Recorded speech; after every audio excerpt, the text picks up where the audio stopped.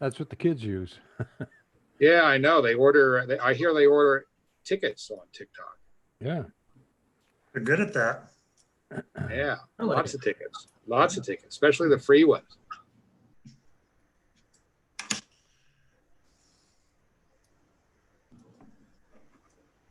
Travis, are we up? Should be. It's just, here we go. We're live. Yeah, no, they order.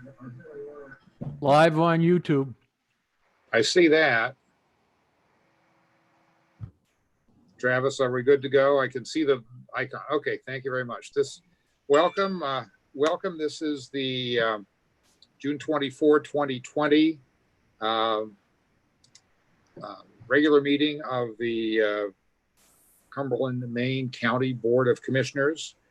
You're watching it. If you're watching us on our live feed. If you would like to make comments, you can submit public comments to kennedy@cumberlandcounty.org. We will ask Mr. Kennedy to read any comments to us at the appropriate time, and feel free to comment on the meeting that way, and we'll certainly be happy to hear from anyone. So I'll call the meeting to order. It's approximately 5:34 on June 24. First thing I would look for is a motion to approve the minutes of the May 20, 2020 meeting. So moved. Second. I'll second it. I see Neil moves and Susan Witonis seconds, and I'll call the roll on this.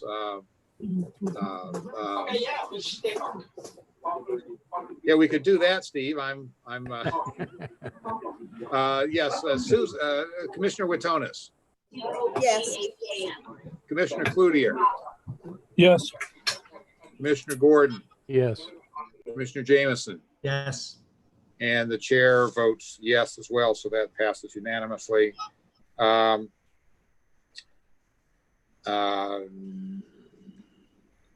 Mr. Gailey, do we have any informational reports or presentations with them? Not this evening. Not this evening. Thank you very much. Mr. Kennedy, any questions or comments from the public? There are none. No questions or comments from the public. Next is the consent agenda. I would. Does I make a motion to approve the consent agenda Second. 20-047 through 20-04054 as read? I think it's only down to 52. 052, I think. Yeah. Oh, 052. Oh, Second. oh yeah, 052. Oh yeah. And let me just so the public knows, the public who may be watching us at some future time knows what we're talking about. The items are as follows. Item number 047 is approval of communication service between Town of Gray and Cumberland County Regional Communications. The next is 20-048, resolve joining Maine Municipal Association Workers' Compensation Safety Incentive Program. 20-049 is Sheriff's Office commissions for May and June of 2020. 20-050 is authorizing the submission of a letter to Department of Labor concerning unemployment benefits, and a separate letter to Governor Mills requesting consideration of funding for cross insurance arena 2019 to 2020 losses due to COVID. 20-051 authorizing the submission and acceptance of a $58,008 from the U.S. Department of Justice for costs associated with COVID-19. And finally, 20-052 authorize the application, submission, and acceptance of a $136,259 it just doesn't say grant, it's acceptance of that amount from the state of Maine DHHS to support the county jail's medication assisted treatment program. Any discussion on any of those items desired? Seeing none, we had a motion and a second. I'll call the roll again. Commissioner Witonis. Yes. Commissioner Jameson, Yes. Commissioner Cloutier, yes, and Commissioner Gordon, you Yes. jumped to a different screen. And the chair votes yes as well, so that passes unanimously. Thank you. Next is new business 20-053, accepting the 2020-2021 cross insurance arena operations budget and trustees budget. Discussion. Mr. Gailey. Mr. Chairman, Melanie Henkes is on with us this evening. I have forwarded Travis the budget document. So if Travis could beam that up and give Melanie a tool to go by. Perfect. Thank you, Travis. Oh, not there yet. There we go. But we are in the process of moving this forward through the CIA trustees. They voted on it last week. They voted to recommend the budget to the county commissioners. We are in the final stages for review of the county commissioners and hopefully approval this evening as the budget year starts July 1st. I will now pass it over to Melanie so that she can run through the 30,000 foot level of this budget and answer any questions that the commissioners may have. Melanie? Thank you, Jim. Yeah, absolutely. Let's the page that you guys are looking at is really going to serve as the roadmap. And I'm going to hit the high levels. I think if you talk to anybody on our board, I can certainly give you a 3-hour tutorial, or I'm going to try and hit the highlights for you guys. But as I told board members a couple of weeks ago, before you even get into the numbers, there were a couple of assumptions really that we had to take into consideration to begin to put a budget together. When were social distancing guidelines going to be listed? When would tours be back out on the road? And, really when would patrons be willing to go to mass gatherings such as concerts again? And so for us, when we were really kind of putting this together during, I think it was probably around the month of March when we really started to solidify everything, we knew that the spring had been wiped out and we would naturally see a lull in our events in the summertime. So the hope was by the fall, when we would normally start our event season, usually with PBR, it kind of made sense to kind of go through the normal budgeting process. And that's really kind of what the numbers are reflecting here. So I say that, so now you kind of know where my numbers come from. But looking at the top, that first green box is going to highlight our number of events, which is 101. And so for us, it's a little bit different from last year. Last year, if you guys recall, we had Cirque du Soleil coming through, and they were bringing 7 shows for us. And so we're switching up the event mix a little bit this year.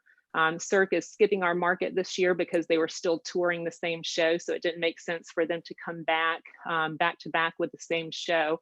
But we are going to have 4 shows of Paw Patrol, and then there were several concerts that got canceled in our spring just recently. And so they held new dates in this upcoming fiscal year. And so that's really kind of what the transition that is being reflected here in the numbers. Cirque was very ticket driven, and you can kind of see that being reflected in the 3 yellow lines. The 3 yellow lines that you're looking down at below are going to be the ticket revenue, the surcharge and the facility fee revenue, along with the ticketing convenience fees. So when you have shows that are really ticket driven, you're going to naturally see an increase in those categories. For us this year, our events, the deal structures are going to be a little bit different, and they are more rental driven and service income driven, which is being highlighted in those 2 purple lines that you see. So right now, what our numbers are showing is that although our ticketing revenue has decreased by about $91,000, the rental income and the service income is increasing by about $124,000. And again, that goes back to the deal structures changing for us this year. It's not bad, it's just a matter of where you're seeing the revenue being reflected. So what pot of money are you going to see the revenue. And for us, it's going to be in the rental income and the service income category. And then moving on down to ancillary income. Ancillary income is going to be a collection of concessions, catering, and then novelties. And so for us, last year, we really, we went about it a little bit differently as far as concessions go. We looked at the historical numbers that each event was bringing to the table. And so what we could do is for each individual event, look and see what was historically happening. Why were the numbers fluctuating as far as per caps go? What was causing that? And could we offset it, or could we continue to drive revenue from F&B?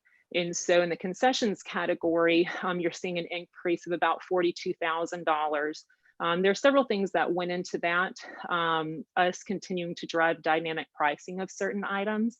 Depending on what event, certain items sell better. If you have a children's show, popcorn is the best thing since sliced bread. It's not sliced bread, but popcorn's gonna sell. And so when you start to pay attention to those different items, you can start to tweak the pricing. And it's not going to blow the roof off, but it is, a 25-cent difference for 3,000 people eventually starts to add up. So dynamic pricing is something that we have paid attention to this past year and are going to continue this upcoming year.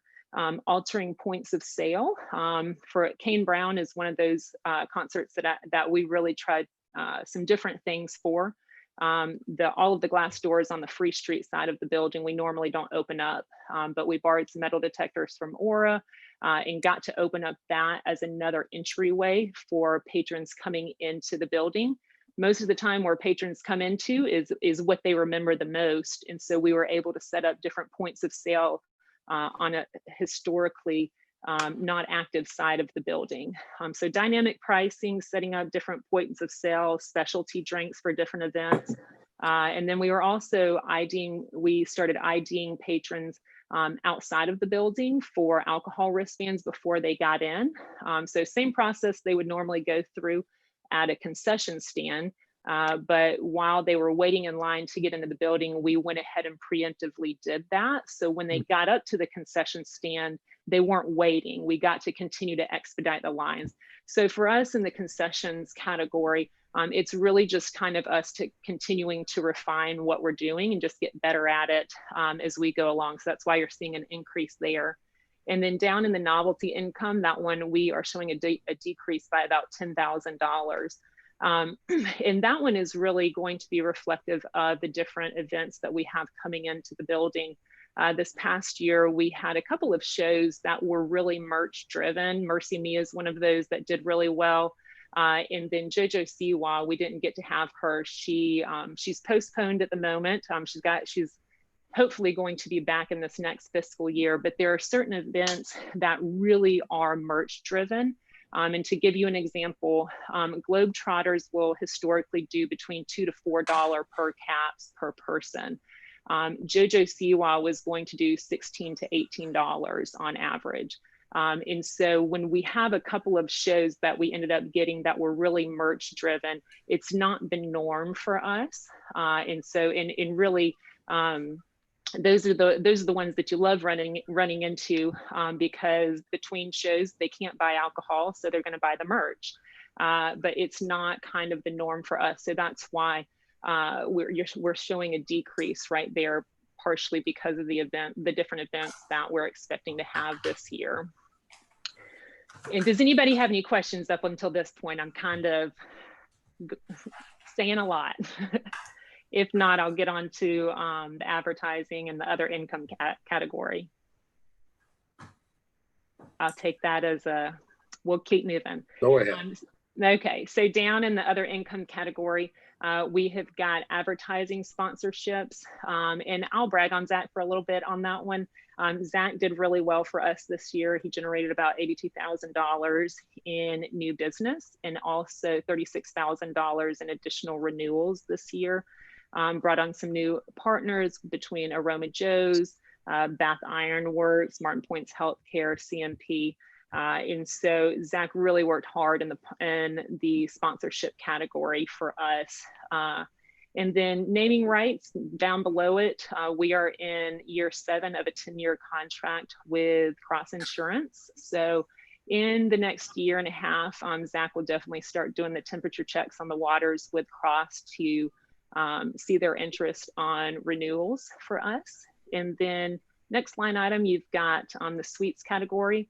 Right now, we've got 4 of the 6 suites tied to sponsorships. 2 of them do not have permanent sponsors tied to them. But if the best example that I have, if you think of suites as far as a car, some of the cars you can sell the whole car in itself and it can be sold. Other cars will piecemeal it up and will sell it for parts. It doesn't mean that it's coming cheaper. It just is a different way of selling it. So the 2 suites for us that we do not have tied directly to sponsors are still being utilized during the events. We get to rent them out during events. Zach also gets to utilize them as one of many assets in his inventory when he is trying to sell somebody on a sponsorship agreement. It could be in a smaller category, but for right now, we've got 4 of the 6 suites sold permanently to sponsors. And then club seats, increased that category by a little bit. There were 2 more of those sold this year with Bath Iron Works and Aroma Joe's. And then down in our other rental income category, that is going to be for us, that's high school hockey rentals. And so that one's slightly decreasing a little bit. I believe that some of the schools got a new superintendent this year. Who is a bit more cautious about when he allows the athletes to go out when there's snow on the ground. So we saw a little bit more, we saw an uptick in some of the high school cancellations this past year. So assuming that that was going to be the theme for the upcoming years, we took the conservative approach to reduce that category slightly. And then down in our indirects slightly increased a little bit by about $49,000. This year, we will continue carrying our 14 full-time employees with the caveat that right now we do have 8 of the full-time staffers furloughed. Those guys will join us back on September 1st. But for right now, that is what our staffing levels look like. But we do anticipate bringing all of those guys back on when we start crushing events again. I look forward to that. And then additional increase, there's a 1% cost of living increase in that category. And then also all the departments carrying budgeted incentive at 100%. So moving down to the bottom, that is how you get to a net operating deficit of $299,000. I'll take a breath, and I think that was probably the quickest I have ever gone through those numbers. So I realized I kind of shot a lot out there, and board members might be thinking, why don't you do it that quick the first time? Why did we have to sit 3 hours the first time to talk through the numbers? But if you guys have any questions, by all means, let me know. Yeah, anybody have any questions? This is a very interesting presentation. I'm kind of interested to see the inside of merchandising and so forth. I mean, the concept that you make it easier for people to do what you want them to do, which is, you know, buy the beer and eat the popcorn and so forth, and That's that right. drives Yeah. that drives our revenue. So Exactly. Nobody likes standing in a line, and I am absolutely 100%, victim of I hate standing in a line too. So, nobody likes doing that. So it's coming up with the creative ways, that's all part of the event experience. And nobody wants to wait in line while their favorite artist is on stage. So. Oh, sure. Absolutely. So any other questions or comments about this? My comment is I think we're doing better than I was expecting. I hope this works. So I'll move passage. You and me both, Tom. So I'll move passage, Mr. Chair. I'll second. So we have a motion to approve, and I guess a motion to accept. I'll call the roll. Commissioner Witonis, Yes. Commissioner Jameson, Commissioner Gordon, Commissioner Gordon. He's still here. I can't. Yes. Oh, okay. There you go. Commissioner Cloutier, Yes. and I'll vote yes as well. So thank you very much. And all right, there we go. Hi, Tom? Yes, sir. Yes. Can we, and it's all fine. One part of this agenda item before we move on to the jail is the trustees budget. And if Yes. Travis would put up the PowerPoint again, I did see that he had a tab for the trustees budget. I'll take 30 seconds and just run through it. And if we could do a motion and second on this, accepting this budget also. Okay. This budget is a much smaller budget. It's more of the operations budget for the Cross Insurance Arena trustees. As you can see, just for historical purposes, I have included a number of years here showing that just a few years ago, we were up in the $276,000 range. As the proposed budget this year, or actually for the next year, is down to about $174,000. That is largely because of the consolidation in the merger of the Cross Insurance Arena functions and the county. We have been able to experience a number of cost reductions and efficiencies built into this budget. So just quickly going down this year, like last year, we are funding some professional services. That's kind of a catch-all for emergency purposes. If we need to have a source of funds to maybe bring on an attorney to help us, or any other type of consultant to help us work through a situation that the trustees are up against. $1,200 for the board meetings. We meet approximately 7 times a year.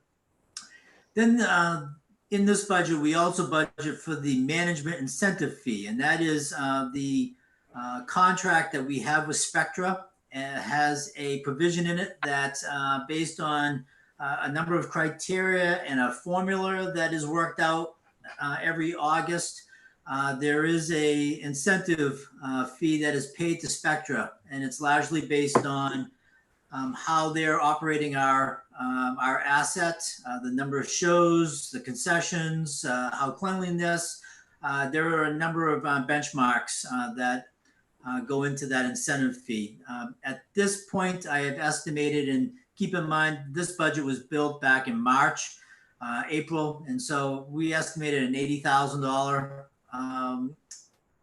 incentive fee. That probably will be slightly under, based on the fact that the last 3 months of the fiscal year have been a dark arena. And so, but we'll keep that 80,000 in there at this point. Then we jump down to the insurances, and this is the insurances for the arena itself. That is, it's not through the risk pool, as the commissioners are very familiar with the risk pool. This is through Cross Insurance. It's only fitting that we have our policy for the Cross Insurance Arena through Cross Insurance themselves. So the package is slightly up from last year. And then we do have a pool vehicle, a pickup truck over there that we insure also. So all in all, the budget for the trustees is $174,400, about $9,000 or a little under $9,000 less than what the current year budget is. So I'm available to answer any questions that you may have. Yeah. Can you lower it by another 100,000 like you did since 2017-18? I think that will be a little difficult. Okay. I make a No, I'm motion to approve. Yeah. I got a nasty question. Yeah, Steve, ask your nasty question. Jim, is there any way that we can pull that auto out and put it under the risk pool? No. We can, we discussed that a couple of years ago, but it's a truck that is not really on the county side. It's a truck that's solely located at the Cross Insurance Arena. The Cross Insurance Arena employees, Spectra employees use it. And for $2,000, we figured it would be more of an effort than what it was worth. Fair enough.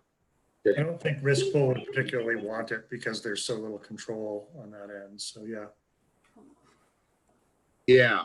Okay, we can have that discussion at a later date. I understand this is kind of set in stone so far, but that's, So any I- other I'll move- questions?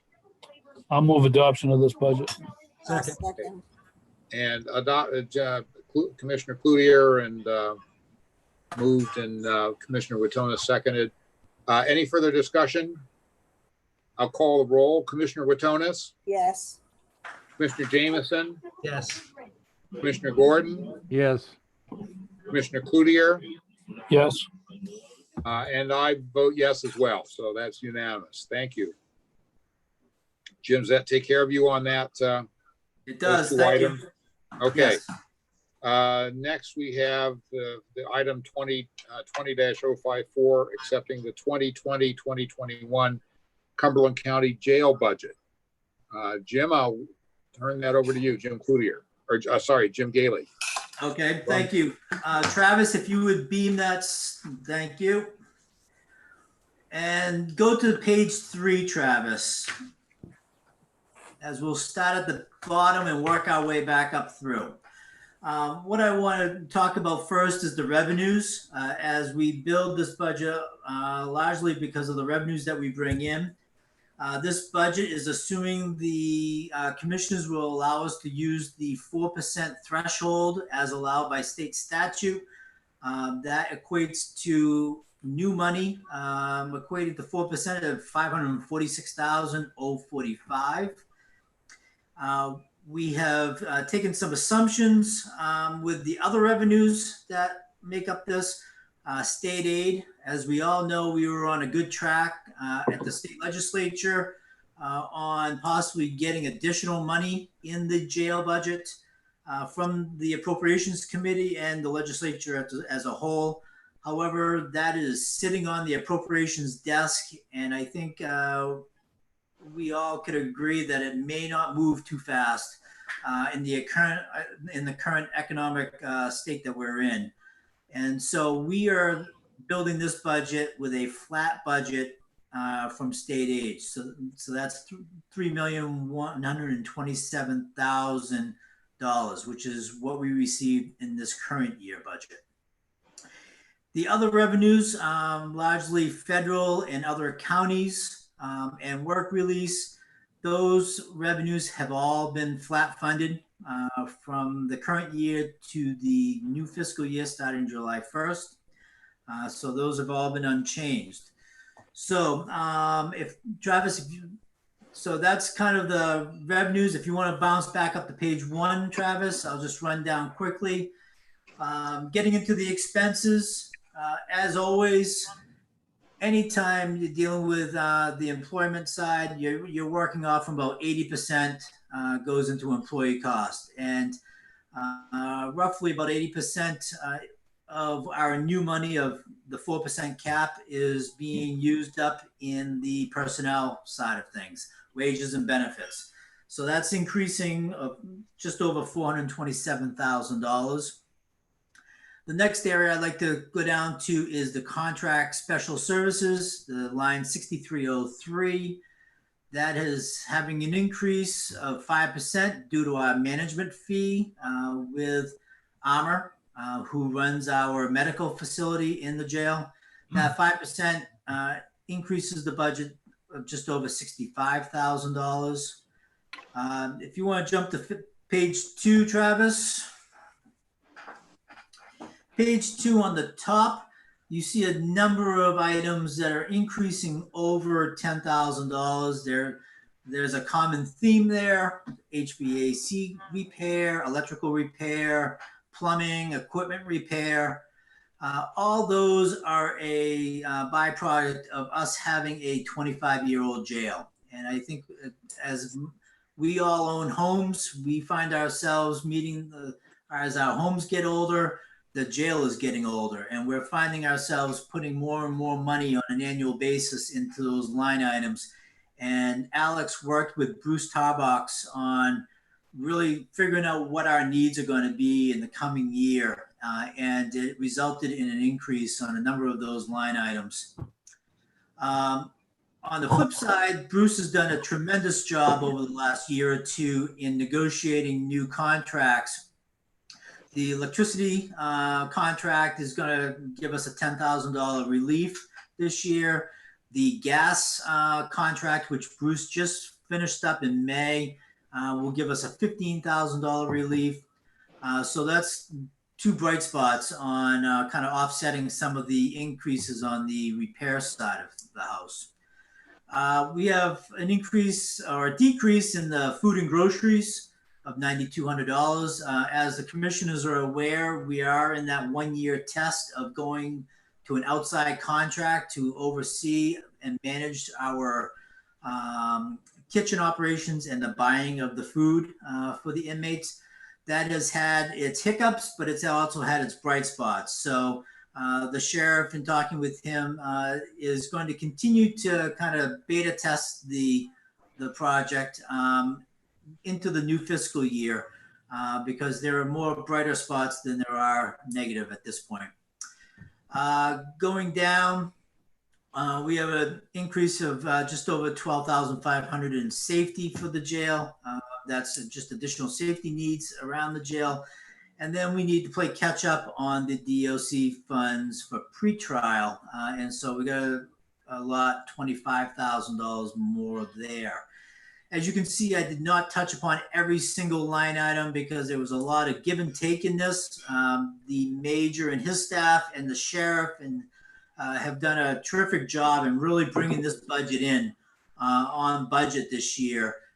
This is I think my third or fourth jail budget, and it was a common practice for us to be haggling over hundreds of thousands of dollars. And when Alex and I met with the sheriff and major and the staffs, it was not a long process on coming in on budget on this. And so big kudos to the sheriff and the major for really doing a lot of give and takes through this budget and really making this budget process this year very smooth and seamless in delivering a budget to the commissioners based on the 4% cap.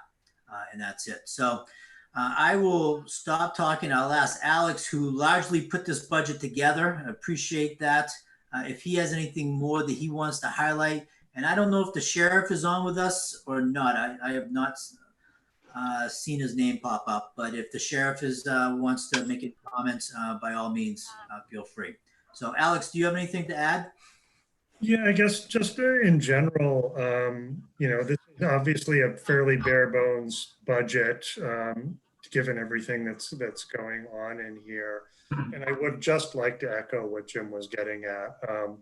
Major and his staff really took it to heart in a way that I was really appreciative of. And so this definitely went much smoother than it certainly could have gone much worse. And that's really all I've got.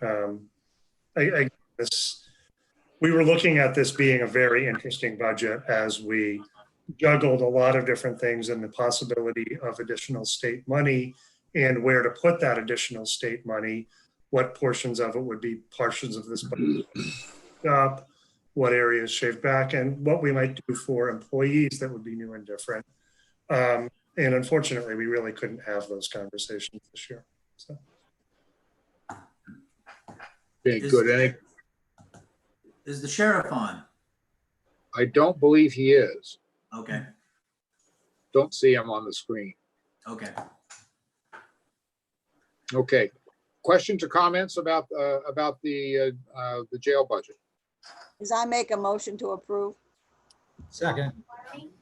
Moved and seconded. Any further discussion? Seeing none, I'll call the roll. Commissioner Cloutier. Yes. Commissioner Gordon. Yes. Commissioner Jameson. Yes. Commissioner Witonis. Yes. And I'll vote yes as well. Thank you. Thank you for this, and thank you for sounds like good work is being done to keep our finances under control under difficult circumstances. So I really appreciate that. I think we've done an excellent job. You guys have done an excellent job on that. And I would thank the sheriff and the major if they were here. So please pass that along. Will do. we've had enough excitement this year, and to have an unexciting budget presentation on our largest department is always an experience that I would treasure. So thank you. All right. Next is comments from the county manager, Mr. Gailey. Thank you. Just two quick items. Just want to update the commissioners. Last week, we opened up a few of the departments to the public. The probate office and the deeds office both are accepting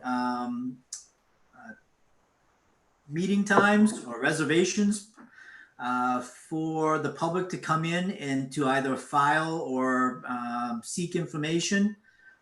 So far, that is going well in both areas. And we still are, as deeds is open 5 days a week and taking reservations from 8:30 to 4. Probate is open Tuesdays and Thursdays of the week to the public, and it seems like it's going well. We still do not see a lot of public coming into the building or down at deeds, but that's okay. As it relates to employees, we still have some employees out working from home. Those employees, there's a number of employees that are very skilled and have the resources at home to not skip a beat. And so there are some employees that are still working from home, but the majority of the employees are back to work in the building. There's some departments are rotating employees out maybe once a week, twice a week, just so that we're not on top of each other. But in the short of it, things are getting back to normal. And we are still keeping people away from one another so that there is that 6 foot distance between all of us, as we all are cramped into many of the offices in the county. The only other thing I just wanted to make mention, just one last time, is that the second meeting of the month, or second Monday of the month, we typically meet. In July, we will be meeting later in the month. We will be meeting July 21st, and we'll do a double duty that evening. Starting at 4:30 that evening, we will be starting up the caucuses. I believe it is first up is Commissioner Watonis starting at 4:30, and then we'll run caucuses every 15 minutes to 5:30. And then at 6 o'clock, we will be having our meeting. At this point, we are planning on having this at the courthouse. If need be, we can have the caucus out in the parking lot so that we are social distancing. And at 6 o'clock, when we need to have our meeting in the Feeney room, we will have that up so that we can social distance within the conference room. But it's our hopes that we'll be able to pull off not only the caucus, but also the meeting that evening, and have all the best practices in place for us to stay safe.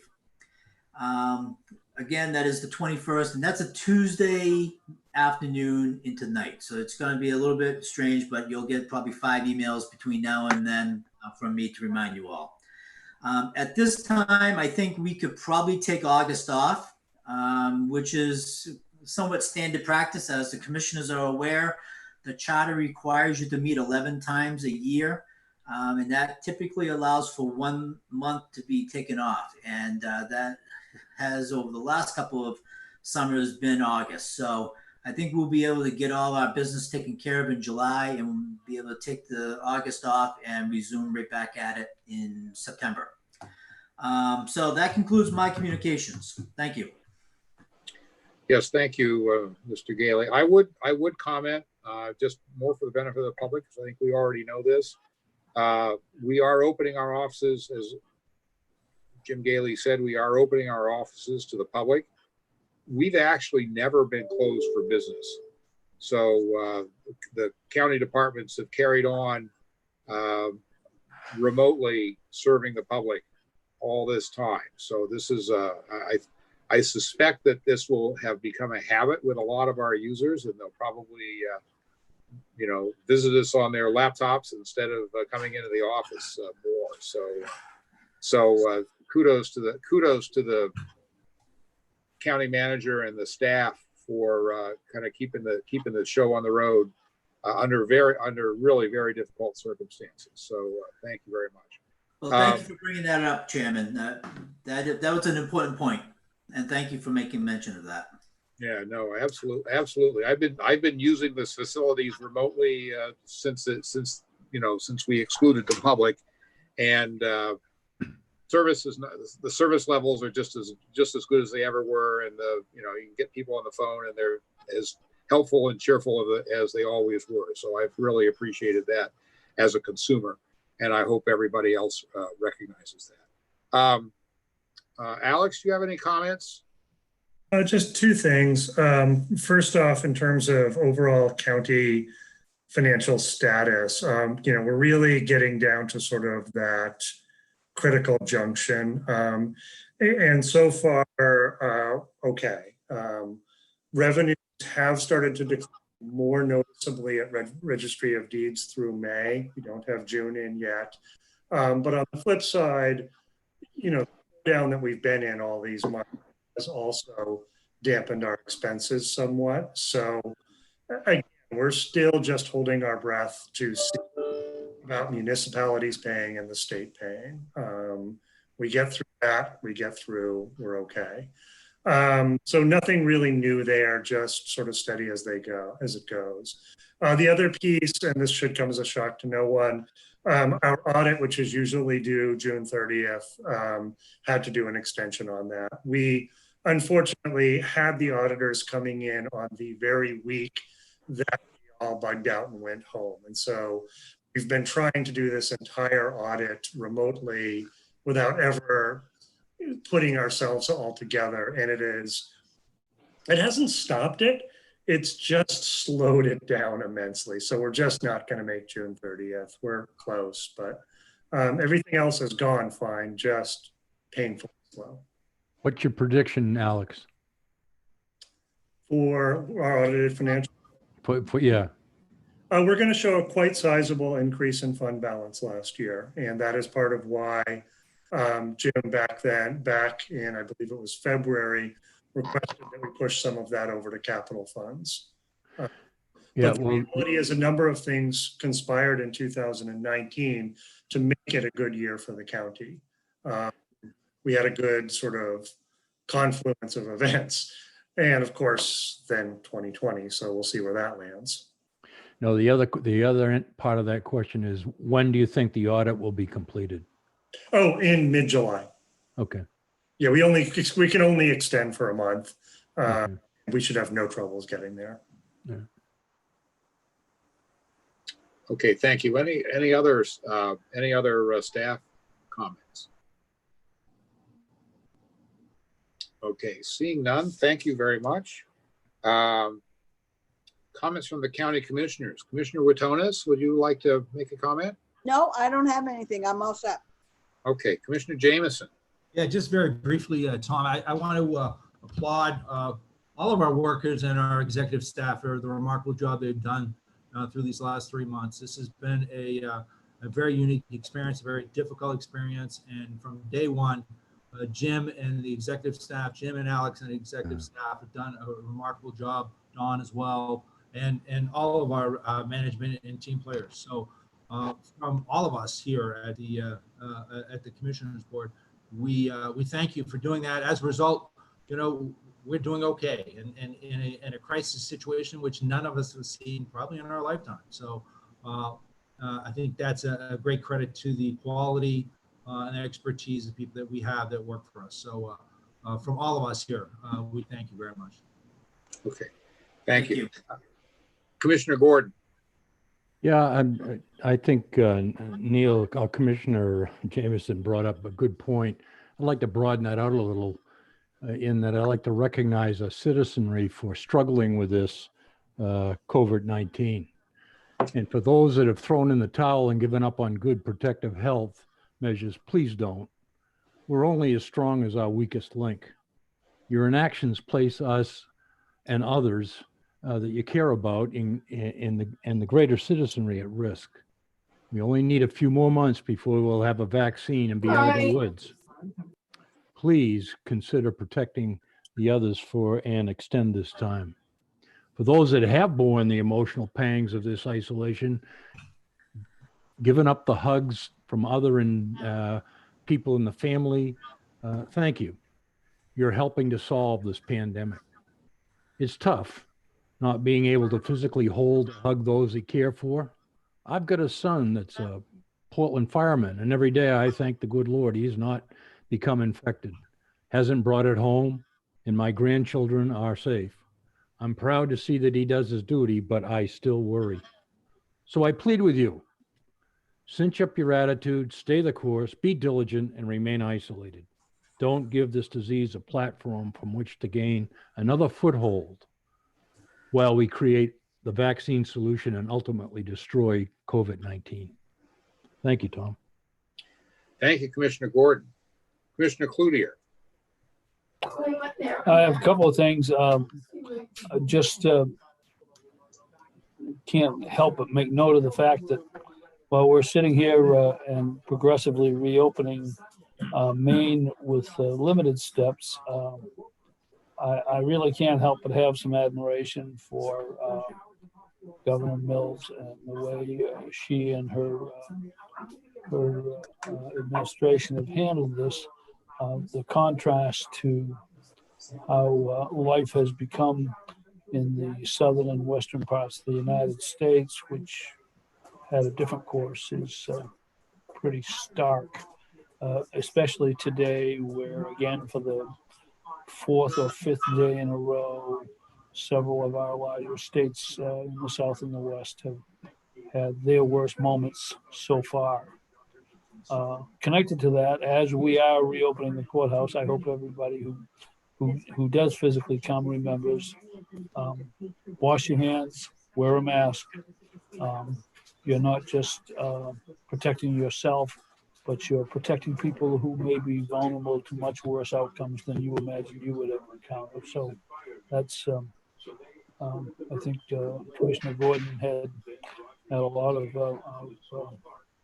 of heartfelt things to say, and it's a sentiment I share. The only other thing is I'm spreading a rumor that there's going to be an election on July 14th, and there's probably for the first few days that this is rebroadcast on public access channels, there's still an opportunity to get an absentee ballot. You can call your town, you can go on the website of the state and submit a request, which they actually then transmit to the town, and it'll show up in the mail. You can go to town hall and do everything early. That will make the big rush on election day, if there is one, a little more tolerable for the town and especially for you. So it's a good idea. So, and enjoy the summer. You know, you can you can have a lot of enjoyable.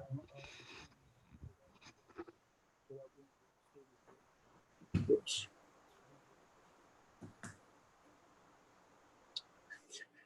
Thank you, Jim. Jim Cloutier, I think your microphone may have come disconnected. You didn't go on mute in the last sentence you had. There you go. It wasn't a significant sentence anyway, Tom. All right. You could say that about a lot of your statements, Jim. I was trying to read I appreciate that, and it reminds me of passages from the book of Genesis, which I will now read. I was trying to read your lips, and I wasn't making much headway, but I don't think it was. It looked like greetings and salutations or whatever. So that's fine. My comment. I certainly echo what everyone has said about social distancing and protection and anti-COVID steps that we're taking. My observation is I think Mainers are pretty compliant. I've not had, we cheerfully line up at the grocery store and wear our masks and stay far apart and, so forth. So I haven't, I know there are some folks out there that are not taking this seriously enough, but I think by and large people are. I've been really pleased, and I'm very pleased with the reaction of Maine. We've had obviously some grumblings and some unhappiness about what's happening, but I do share the admiration for Governor Mills and her staff. They've been very flexible. They've been very reasonable. They've been trying to walk a tightrope and not fall off on either side. And I think they're certainly seem to be on top of it. I have a lot of faith that they are acting in our best interests, and I certainly try to follow them. The real estate industry, which I'm involved in heavily in a couple of different ways, has been really hit hard by this, but we have managed to adapt. And we are the folks that go into people's homes and look around, and open the drawers and stuff like that. And we have, as an industry, have taken a lot of steps to make sure that we limit the activities, and we try to make sure that when we do have to do that, that things are done in the most safe and effective way that we can. So I think other industries in Maine are doing the same thing, and my hat is off to everyone. My only additional comment is I've had a number of phone calls and emails from folks as a result of the current protests around Black Lives Matter and minority feelings about police enforcement and so forth, basically asking questions about, what's Cumberland County doing about this. I would say that I've been answering people saying, I think our law enforcement folks in the county are on the same wavelength, and that I think we are trying to cut down the number of people in jail anyway, even without this, and trying to do a lot of things that are helpful and positive. I think the sheriff has been very responsive. I know there's been some. I know he's assembled the data on the performance of the sheriff's department, which I've looked at, and it looks. I'm willing to be educated a little further about it, but I look at it, and I think the openness is very welcome. So I think we are. Certainly everyone can find ways to try to ameliorate the underlying situation, but I think we're much further along than a lot of other places that I will not list in this comment. So I would certainly encourage, if anyone wants to call me, my phone number or my cell number is on the website. So give me a call. I'll be happy to chat. And so far, I've had a lot of really interesting conversations with folks. So I think it's been a kind of a positive thing all around.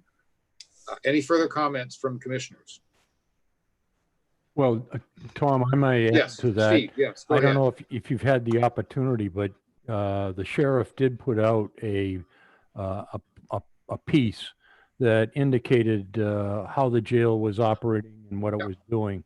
And if people are interested in that, I think it was well done, and it shows that the jail is operating in a position where it is looking to do the best for not only the citizenry but for those that are incarcerated and are in that particular situation.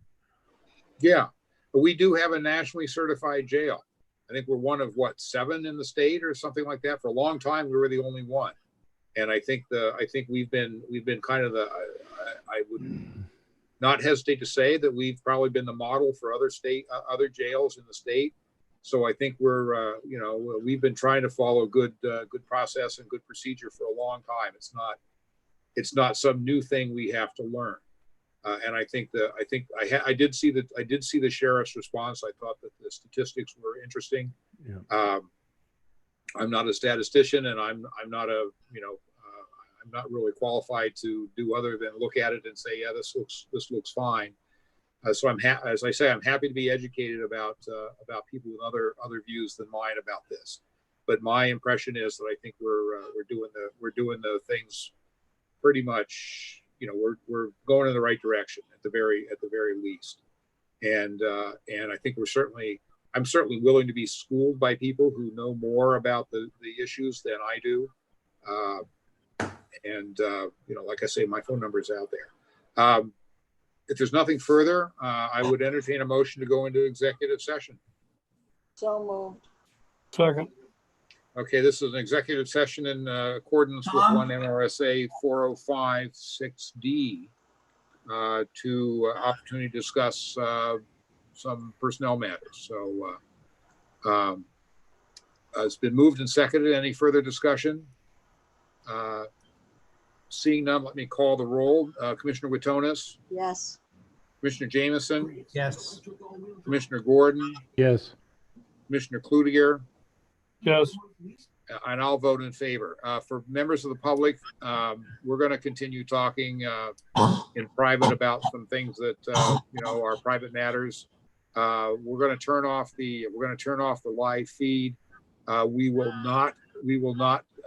come back. We will not go back online. So don't wait for us. The only thing that we will do when we come back is vote to come out of executive session and to adjourn the meeting. So there's nothing further here. But thank you very much for watching either today or at some date in the far future. And you're welcome anytime.